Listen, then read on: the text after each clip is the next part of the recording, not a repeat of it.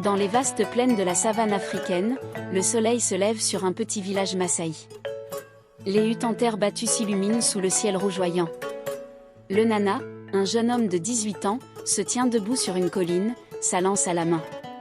Son regard est fixé sur le village en contrebas. Aujourd'hui, il doit prouver qu'il est digne de devenir un Moran, un guerrier Maasai. Dans le village, les murmures des anciens remplissent l'air. C'est le fils d'Olangué. Peut-on vraiment lui faire confiance?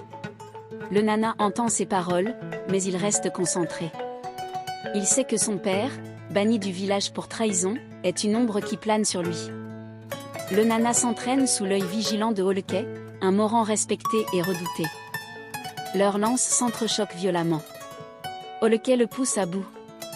Un vrai Moran ne faiblit pas, montre-moi ce que tu vaux, fils d'Olangué. Le Nana se bat avec acharnement, mais Olekay finit par le désarmer. Essoufflé, il tombe à genoux. Olekay, tu es rapide, mais tu es distrait. La savane ne pardonne pas les hésitations. Malgré ces paroles dures, le Nana sent une pointe de respect dans le regard d'Olekay.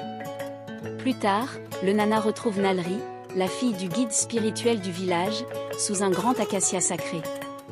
Nalri est une jeune femme douce mais forte, promise au fils du chef. Malgré cela, un lien fort les unit. Le Nana, tu crois qu'ils m'accepteront un jour? Nalri, je crois en toi, le Nana. Peu importe ce que pensent les autres.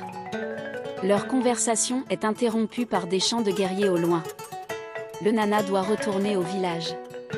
Avant de partir, Nalri lui murmure. Tu es destiné à de grandes choses. Cette nuit-là, un rugissement terrifiant réveille le village. Un lion massif, aux yeux brillants comme des flammes, attaque l'enclos à bétail.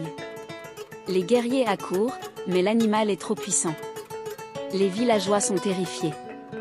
Chef Mbassian, c'est l'esprit d'Ankay, notre protecteur.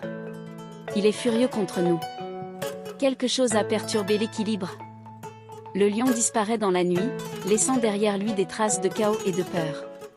Le Nana décide de chercher des réponses. Il quitte le village et se rend dans une grotte isolée où vit son père, Olangué, banni depuis des années.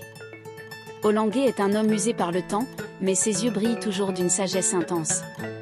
Le Nana, pourquoi Ankay attaque-t-il notre village? Que sais-tu? Olangué, c'est ma faute. Lorsque j'ai été banni, j'ai défié les ancêtres et perturbé l'équilibre spirituel. Ankay est venu réclamer justice. Olangué révèle que pour apaiser l'esprit, quelqu'un doit affronter le lion et prouver sa valeur. Olangué, c'est un combat que seul toi peux mener. Mais sache que cela pourrait te coûter la vie. Lors d'une nuit d'orage, le Nana se rend dans une vallée sacrée où il affronte Ankay, le lion mythique. Le combat est féroce. Le Nana est rapide, mais l'animal est implacable. Alors qu'il semble sur le point de perdre, le Nana se souvient des paroles de Nalri. Tu es destiné à de grandes choses. Il dépose sa lance et s'agenouille devant le lion, montrant qu'il ne combat pas par haine mais par respect. Le lion rugit, un rugissement qui résonne dans toute la savane, puis disparaît dans un éclat de lumière. Le Nana retourne au village. Les anciens l'accueillent avec respect, reconnaissant qu'il a sauvé leur peuple et restauré l'équilibre. Chef Mbassian, autrefois sceptique, le proclame Moran devant tout le village. Nalri lui sourit à travers la foule, et le Nana sait qu'il a enfin trouvé sa place.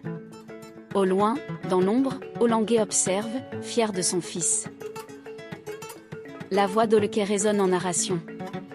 Le Nana n'a pas seulement vaincu un lion.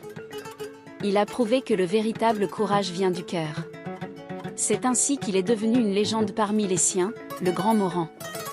À la fin de cette vidéo, n'oubliez pas de vous abonner et activer la cloche de notification.